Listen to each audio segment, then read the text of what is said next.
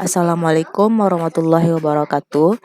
Siswa-siswi kelas 11 BKP, pada pertemuan kali ini kita lanjutkan kembali materi kita tentang pengukuran lokasi properti.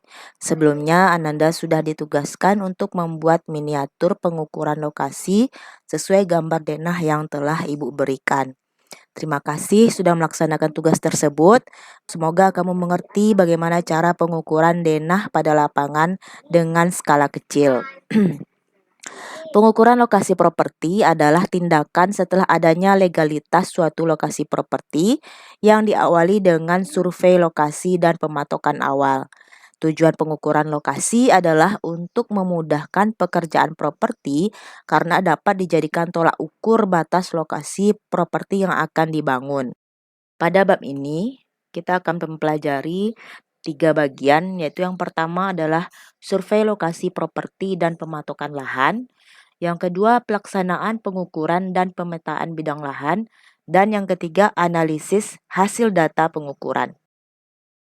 Baik, kita masuk ke bahasan yang pertama, yaitu survei lokasi properti dan pematokan lahan. Yang harus diperhatikan dalam tahap survei lokasi properti dan pematokan batas lahan ada 4. Yang pertama, pemeriksaan dan pematokan batas lahan. Yang kedua, pemeriksaan level dan kontur tanah existing. Dan yang ketiga, situasi dan potongan. Serta yang keempat, pengamatan kondisi lapangan.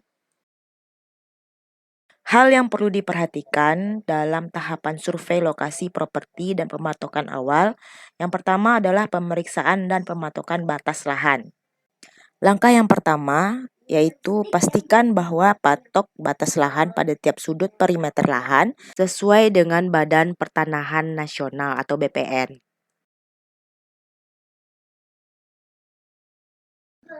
Jika patok belum permanen atau belum dicor, maka buatlah patok beton dengan cor dan memasang titik batas dengan tanda paku tertanam di setiap patok. Dapat dilihat pada gambar berikut. Langkah yang ketiga yaitu membuat berita acara joint survey yang disahkan oleh instansi terkait dan konsultan pengawas atau owner.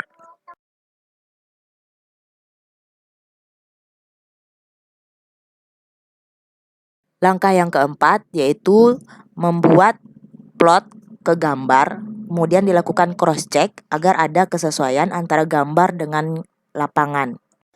Yang kelima, periksa luas lahan apakah sudah sesuai dengan yang tertulis di sertifikat tanah owner.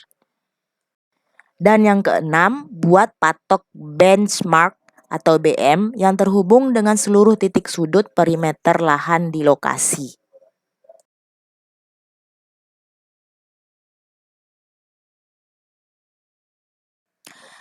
Yang perlu diperhatikan dalam survei lokasi properti dan pematokan batas lahan yang kedua adalah pemeriksaan level dan kontur tanah existing. Tujuan dari pemeriksaan level dan kontur tanah existing adalah yang pertama, untuk mendapatkan data acuan level bangunan dan infrastruktur yang akan dilaksanakan. Yang kedua, sebagai perhitungan cut and fill serta galian yang diperlukan, dengan cara memberikan tanda atau marking level berupa segitiga terbalik berwarna merah. Hal ketiga yang harus diperhatikan dalam survei lokasi properti dan pematokan batas lahan adalah gambar situasi dan potongan. Data dan informasi yang diperoleh dari gambar situasi dan potongan antara lain, yang pertama titik patok dan garis perimeter batas lahan. Yang kedua, titik patok benchmark. Yang ketiga, titik penempatan tanda atau marking level. Yang keempat, garis kontur dan existing lahan. Yang kelima, posisi dan dimensi perimeter as serta infrastruktur yang direncanakan. Yang keenam, garis sepadan bangunan atau GSB. Yang ketujuh, infrastruktur atau bangunan existing tertentu perlu diukur dan digambar posisi aktualnya. Misalnya, pemberian tanda untuk infrastruktur tiang listrik, lampu PJU, bak kontrol, jalan masuk, entrance, dan jalan keluar atau exit, Kemudian yang kedelapan, potongan melintang dan memanjang jalan raya untuk menunjukkan jalan, saluran kabel, pipa, dan drainase.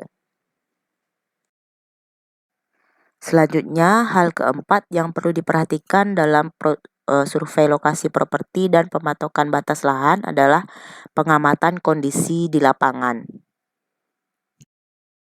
Tujuan dari pengamatan kondisi di lapangan adalah untuk menemukan solusi yang tepat dari kondisi yang ditemukan di lapangan.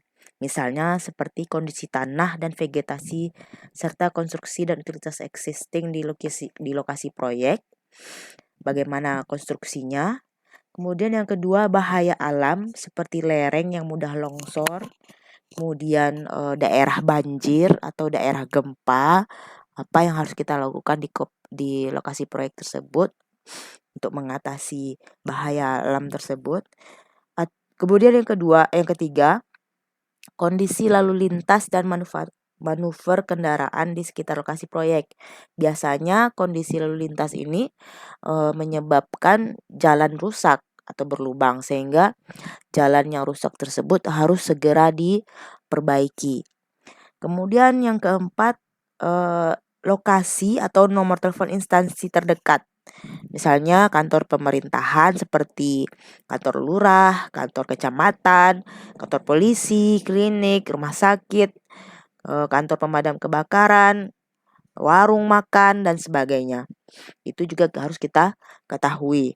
Kemudian yang kelima, kondisi sosial di sekitar lokasi proyek. Nah, kondisi sosial di sekitar lokasi proyek ini adalah berhubungan dengan masyarakatnya.